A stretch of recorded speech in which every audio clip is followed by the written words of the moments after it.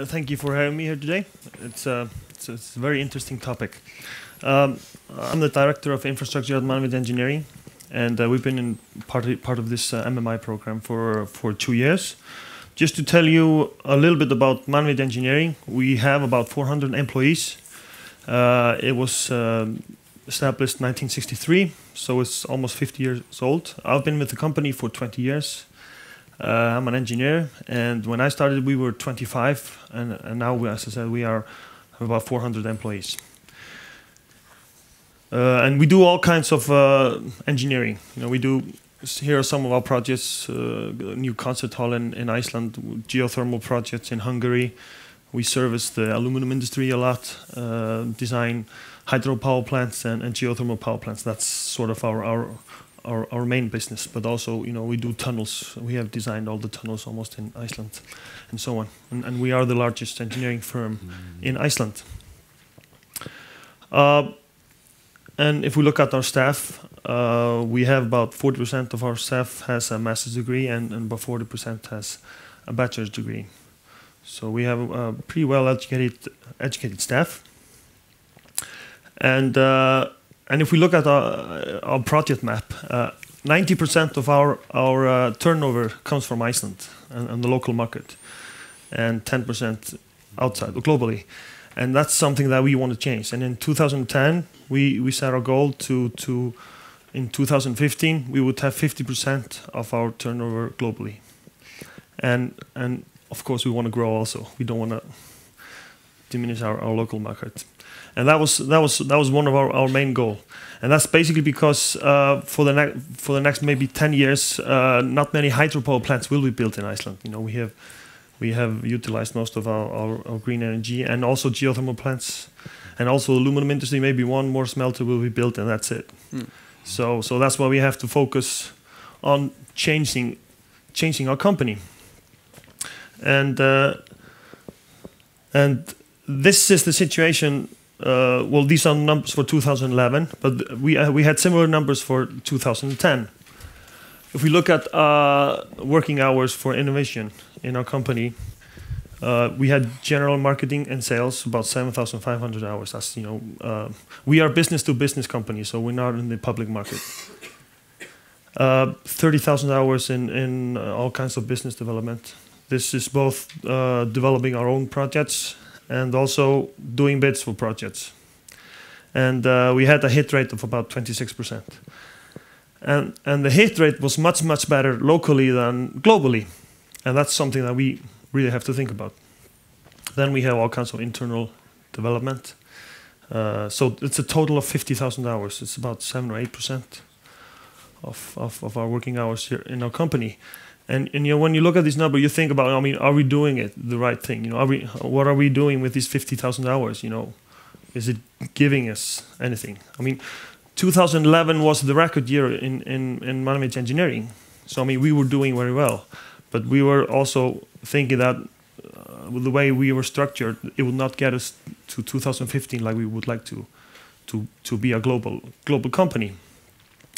And the MMI program really helped us in analyzing this work and these hours that we've been putting into innovation. And we did our first radar in January 2011, and we call it the fish. Very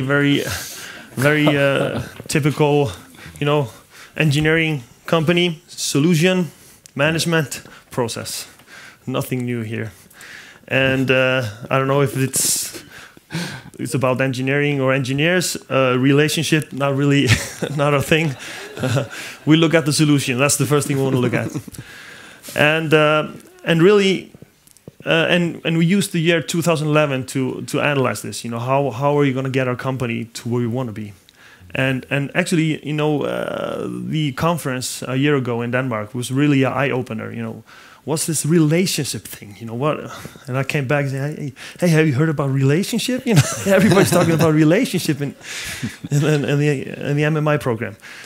So, and that probably was the tipping, that was the tipping point that I really needed, because, we have very good solutions. We have good profiles. We've been doing engineering, procurement, construction management for a $600 million geothermal power plant. So I mean, we should be able to take that somewhere else in the world and say, hey, I mean, we did this, it's up and running. Can we do this for you? And we were not successful, and we haven't really been successful globally since 2008. So we really had to change. And as I said, we have all these solutions, and the solution was right in front of us. Why we were not more successful? Because if you look at our values, trust, open-mindedness, knowledge, and well-being or gladness, that's very important to us. And this little word was maybe the problem. When you go globally, we know everybody in Iceland. We have 10 or 15 big clients, and I mean, we don't have to do advertisement or brochures or anything. We just call the guy, say, okay, what's going on, and that's it. Globally, this is not the case. So we need to earn the trust, and that's something you don't buy. You have to earn it, and that's possible maybe with a partnership. So we did another radar test in November 2011 after the conference in Denmark. And look, we have a little bit of a relationship there. and then we kept on going. And one of the things that we were doing in 2011, we looked at our organization chart. And this chart, I'm not going to go maybe into detail, but I was the marketing and development manager, and I was also the manager of environment and infrastructure at our company. So we had like the six disciplines, and this was kind of a defensive organization chart. We were doing very, very well in 2011. It's pretty much like the Icelandic football team. We have 6 guys on the defense and just maybe 1 guy on the offense. Partly, it just goes every now and then. So we're not going to score many goals if we do it like this. So in our record year, we took the organization chart and said, okay, we'll have to do something differently. And we had to convince our shareholders also that it was the right thing. If it ain't broken, why break it? But we did it. So what we did is we took the marketing and put like 3 marketing managers. So right now I'm the manager of infrastructure, and in the old organization chart we had all the resources within the disciplines. So we took that out and put that into a separate functional support. So here we have all the resources, and we are a project oriented company. So if we create a company, create a project, it's either industry, energy, or infrastructure. And then we just pick out the best. We pick up a project manager, and then we pick up the necessary resources and put them in there. And I'm not saying that the MMI program developed this, but the MMI program really helped us looking at this. And because we were thinking about maybe we need to take our solutions even further. We need to get maybe a team to take our solutions and make them even better. And then, we call it the 3 musketeers. These guys go out, and the difference is now is that, we have to do create the channels, the partnership, way before we arrive with our solutions. So that's the big change. And now we did the radar test in 2012, May. And I guess we're all over the place, These 3 musketeers are really going crazy. As you can see, we're putting a lot of effort into this. Obviously, we need to maybe get a little bit more focused. But the thing is, we are getting a much better hit rate on our global projects.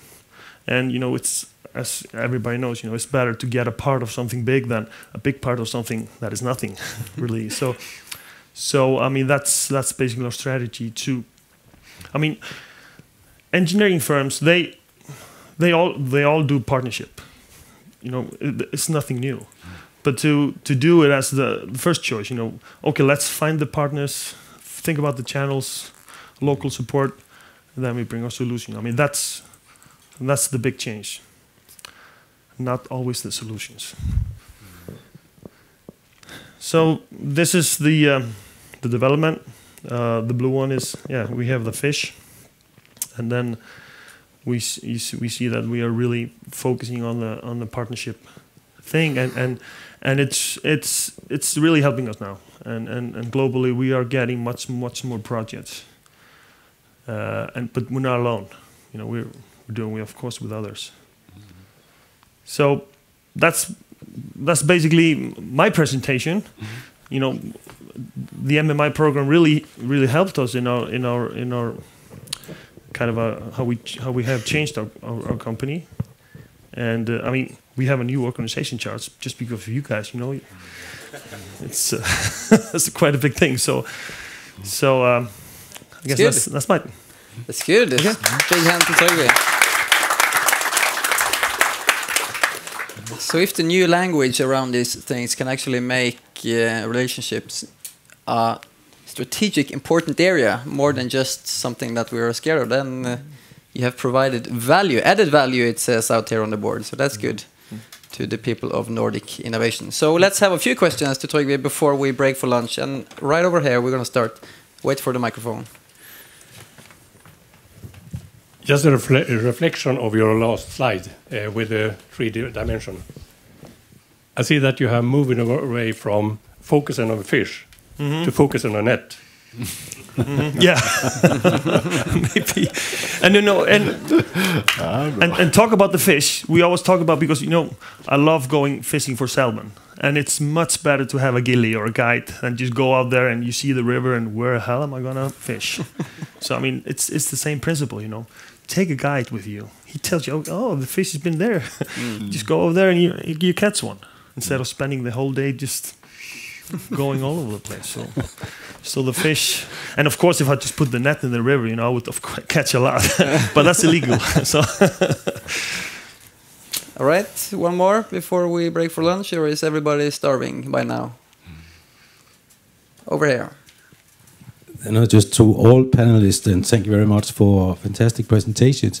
Have you had communicated these things back to your local or national innovation agencies before today? No, probably not. But we haven't done it. We'll do. All right. So the last question will be: what was your sort of in this journey in 2 years? What's your personal main insight from participating in this program? And we will start with Ulf over there. I think it's a very powerful tool to strategically guide yourself right, or make the right prioritization over time. So I think it's, even though I personally have worked with it rather shortly, like 6 months or so, but I think it's a very powerful tool. And so I think we all in the management team. So very helpful. Yep. Thank you. Kimmo? We're pretty much the same things, but also that it gives you this historical perspective. You see where you were, and you really record it, and you study it over time.